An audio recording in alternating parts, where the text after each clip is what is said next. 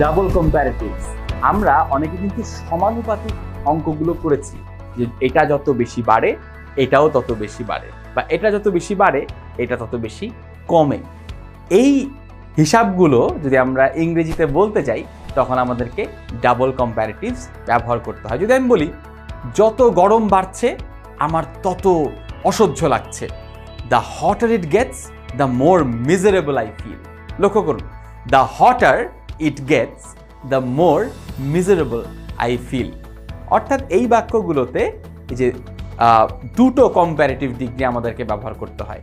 উভয় ক্ষেত্রেই আমরা দেখতে পাচ্ছি যে একটা বাড়ছে অন্যটা বাড়ছে, হয়তো কমতেও পারে, কিন্তু দুই ক্ষেত্রেই আমাদেরকে এই কম্প্যারেটিভ ডিগ্রিটা ব্যবহার করতে হবে। এবং স্ট্রাকচারটা খেয়াল করবেন, the hotter it gets the more miserable I feel. আমি এখানেতে এইটা প্লাস এইটা এভাবে করে বোঝাতে চাই না, আমি আরও এক্সাম্পল দিয়ে আপনাকে বোঝাতে চাই।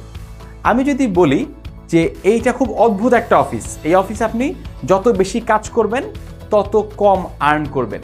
The more you work the less you earn, the more you work the less you earn. অর্থাৎ বাড়ছে কমছে, দুটো জায়গায় আমরা কম্প্যারেটিভ ডিগ্রি ব্যবহার করছি। আপনারা অনেক সময় শুনে থাকবেন, তুমি যত কম জানো ততই ভালো। The less you know the better, the less you know the better. অর্থাৎ আমরা লক্ষ্য করছি ডাবল কম্প্যারেটিভসের ক্ষেত্রে দুটো অংশ থাকছে, দুটো অংশে আমাদের কম্প্যারেটিভ ডিগ্রি ব্যবহার করতে হচ্ছে। আমরা স্ট্রাকচারটা এক্সাম্পলের মাধ্যমে যদি একটু খেয়াল করি তাহলে আমাদের জন্য সুবিধা হবে, মুখস্থ করলে কাজ হবে না, প্রচুর এক্সাম্পলস পড়তে হবে। আমি আরও কিছু এক্সাম্পল দিচ্ছি। The bigger they are the harder they fall, the bigger they are the harder they fall. এটা একটা প্রবাদ বাক্যের মতো একটা ব্যাপার। তারা যত বড় হয় তাদের পতনটাও তত ভয়াবহ হয়, তাদের পতনের ক্ষতিটাও সেরকম ভয়াবহ হয়।